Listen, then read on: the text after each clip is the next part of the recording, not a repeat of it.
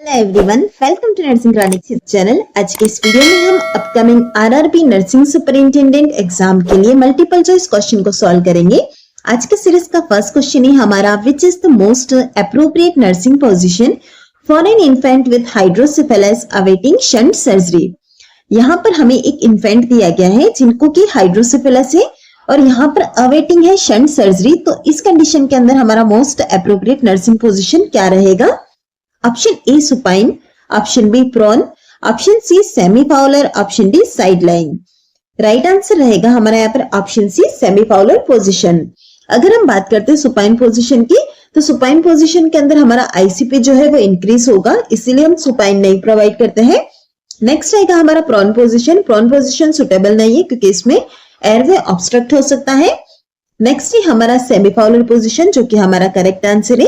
हम semi Fowler position provide करते हैं क्योंकि यह आईसीपी को रिड्यूस करता है। और आईसीपी रिड्यूस किस तरह से करता है? क्योंकि यह विनस ड्रेनेज को प्रमोट करता है, तो आईसीपी रिड्यूस हो जाता है।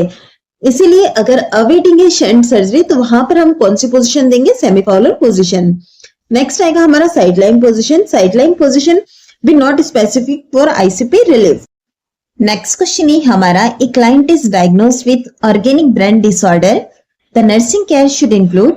एक क्लाइंट है जिन्हें की डायग्नोज हुआ है ऑर्गेनिक ब्रेन डिसऑर्डर, यहाँ पर नर्सिंग केयर हम क्या चीज इंक्लूड करेंगे?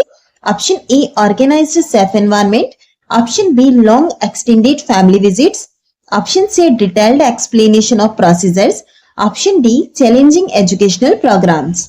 राइट आंसर रहेगा हमारा यहाँ पर option A organize safe environment. उसका रेशनल यह है कि हमारे पास पेशेंट जो है वो ऑर्गेनिक ब्रेन डिसऑर्डर वाला है और इसी कंडीशन के अंदर हमारा प्रायोरिटी रहता है कि हम इंजरी से प्रिवेंट करें। इसीलिए हम पेशेंट को ऑर्गेनाइज्ड और सेफ एनवायरनमेंट प्रोवाइड करेंगे, जिससे क्या होगा, एक स्ट्रक्चर, सेफ्टी और रूटीन प्रोवाइड होगा जो कि हेल्पफुल रहेगा to prevent injury and reduce anxiety. Next options की अगर हम बात करते हैं, option B long extended family visits, तो यह अप्रोप्रिएट नहीं रहेगा क्योंकि इसकी वजह से कंफ्यूजन और एजिटेशन इंक्रीज हो सकता है, इसीलिए शॉर्ट और काम विजिट्स बेटर होती है। ऑप्शन सी के अंदर हमें दिया गया डिटेल्ड एक्सप्लेनेशन ऑफ प्रोसीजर्स। यहाँ पर जो हमारे प्रोसीजर्स है उसे शॉर्ट और सिंपल तरीके के अंदर उन्हें एक्सप्लेन करना होता है, ना कि डिटेल्ड एक्सप्लेनेशन की जरूरत है। नेक्स्ट आप देखेंगे option D challenging educational program. Cognitive abilities already यहाँ पर ऑर्गेनिक ब्रेन डिसऑर्डर वाले पेशेंट के अंदर इम्पेयर्ड रहती है, तो इसकी वजह से पेशेंट जो होगा वो और ज्यादा फ्रस्ट्रेट हो सकता है। इसीलिए हमारा मेन एम रहेगा कि उसका जो कंफ्यूजन है वो ज्यादा इंक्रीज ना हो, तो हम प्रोवाइड कराएंगे organize safe environment. Next question है हमारा, a nurse suspect an intraocular foreign body metal, which diagnostic test is contraindicated. यहाँ पर नर्स जो है वो सस्पेक्ट कर रही है कि एक क्लाइंट को इंट्राऑक्यूलर फॉरेन बॉडी है जिसके अंदर के मेटल प्रेजेंट है, तो यहाँ पर कौन सा ऐसा डायग्नोस्टिक टेस्ट होगा जो कि कॉन्ट्राइंडिकेटेड रहेगा? Option A x ray orbit, option B CT scan orbit, option C MRI orbit, option D slit lamp examination. Right answer है हमारा यहाँ पर ऑप्शन सी एमआरआई ऑर्बिट।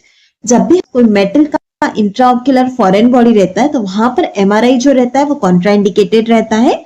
उसका रीजन यह है कि एमआरआई यानी कि मैग्नेटिक रेजोनेंस इमेजिंग, इसके अंदर पावरफुल मैग्नेटिक फील्ड होता है जिसकी वजह से जो हमारा मेटेलिक फॉरेन बॉडी है वो मूव हो सकता है और उसकी वजह से फर्दर इंजरी हो सकती है।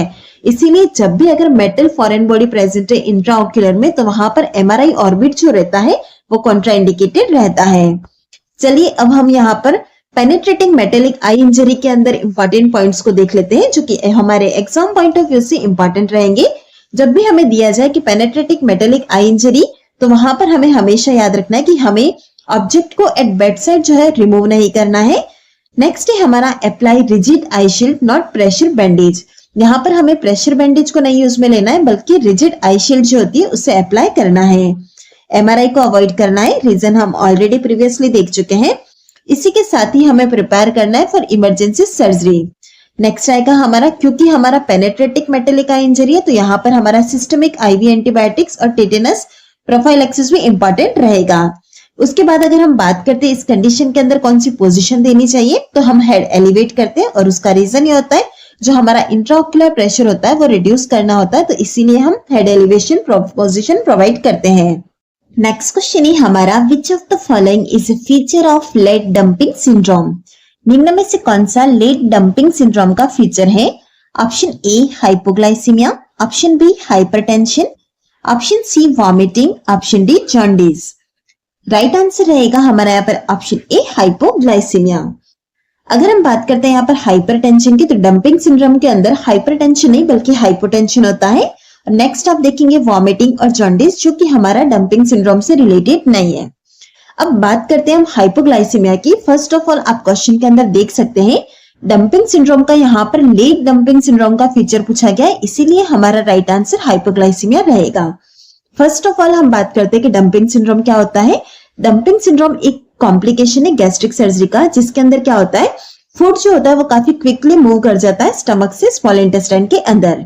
इसके दो टाइप होते हैं, एक होता है अर्ली डंपिंग सिंड्रोम और दूसरा होता है late dumping syndrome.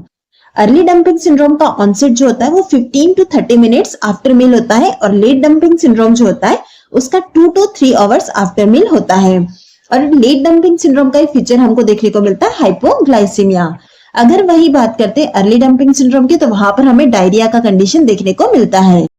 Next question रहेगा हमारा, the physician prescribe phenytoin for a client with scissor disorder. Phenytoin can only be mixed with which of the following solution. एक सीजर डिसऑर्डर वाले patient के अंदर फिजिशियन ने प्रिस्क्राइब किया गया है फेनिटोइन मेडिसिन को। अब हमें यहाँ पर पूछा गया कि फेनिटोइन मेडिसिन है वो कौन सी ऐसा सॉल्यूशन है जिसके साथ ओनली हम मिक्स कर सकते हैं। Option A Ringer lactate, option B D5% in water, option C D5% with Ringer lactate, option D normal saline. Right answer रहेगा हमारे यहाँ पर option D normal saline. Phenytoin medicine को अगर हमने RL 5% इन वाटर या D5% विथ RL इन तीनों solution के साथ मिक्स किया तो यहाँ पर प्रेसिपिटेशन के चांसेस रहते हैं। लेकिन अगर हमने इसको नॉर्मल सलाइन के साथ एडमिनिस्टर किया तो यहाँ पर प्रेसिपिटेशन नहीं होता है और NS हमारा ओनली कॉम्पेटिबल IV सॉल्यूशन है फॉर फेनिटोइन। नेक्स्ट क्वेश्चन है हमारा, why is gastric lavage less effective after 1 hour of poison injection. Poison injection के 1 घंटे के बाद में गैस्ट्रिक लवाज करना कम इफेक्टिव रहता है, उसका क्या रीजन है। Option A stomach becomes acidic, option B poison moves into intestine, option C tube insertion is difficult, option D patient में वॉमिट। राइट आंसर रहेगा हमारे यहाँ पर option B poison moves into intestine. Gastric lavage जो रहता है with in 1 our जो रहता है वो ज्यादा इफेक्टिव रहता है। आफ्टर 1 आवर क्या होता है, पॉइजन जो होता है वो रैपिडली एब्सॉर्ब होना शुरू हो जाता है। और हम यहाँ पर गैस्ट्रिक लवाज की बात कर रहे हैं, लवाज के द्वारा हम जो एब्सॉर्ब टॉक्सिन है उसे रिमूव नहीं कर सकते हैं, इसीलिए हमारा यहाँ पर राइट आंसर ऑप्शन बी रहेगा। नेक्स्ट क्वेश्चन है हमारा, what is the first nursing priority for a patient with chemotherapy induced neutropenia. हमारे पास एक पेशेंट है जो कि कीमोथेरेपी इंड्यूस्ड न्यूट्रोपेनिया वाला केस है, तो इस केस के अंदर हमारी फर्स्ट नर्सिंग प्रायोरिटी क्या रहेगी। Option A administer analgesic, option B implement neutropenic precautions, option C encourage high protein diet, option D monitor urine output. Right answer रहेगा हमारे यहाँ पर option B implement neutropenic precautions. अगर हम यहाँ पर बात करते हैं ऑप्शन ए एडमिनिस्टर एनाल्जेसिक की, पेन में भी प्रेजेंट हो सकता है बट यहाँ पर प्रायोरिटी नहीं है, क्योंकि हमें यहाँ पर फर्स्ट नर्सिंग प्रायोरिटी पूछी गई है, तो वो हमारा एडमिनिस्टर एनाल्जेसिक नहीं होगा। राइट आंसर हमारा ऑप्शन बी है, जो कि इम्प्लीमेंट न्यूट्रोपेनिक प्रिकॉशन से।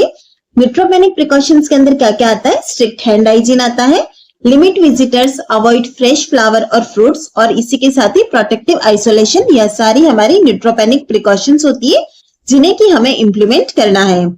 उसके बाद आप देखेंगे option C encourage high protein diet, यह हमारी सपोर्टिव केयर है ना कि प्रायोरिटी। ऑप्शन डी के अंदर हमें दिया गया मॉनिटर यूरिन आउटपुट, यह भी इंपॉर्टेंट है बट इन्फेक्शन प्रिवेंशन हमारा यहाँ पर प्रायोरिटी रहेगा। तो इस तरह से आप देख सकते हैं हमें क्वेश्चन के अंदर फर्स्ट नर्सिंग प्रायोरिटी पूछा गया था, तो राइट आंसर हमारा ऑप्शन बी होगा। नेक्स्ट क्वेश्चन है हमारा, in flail chest which complication is most life threatening.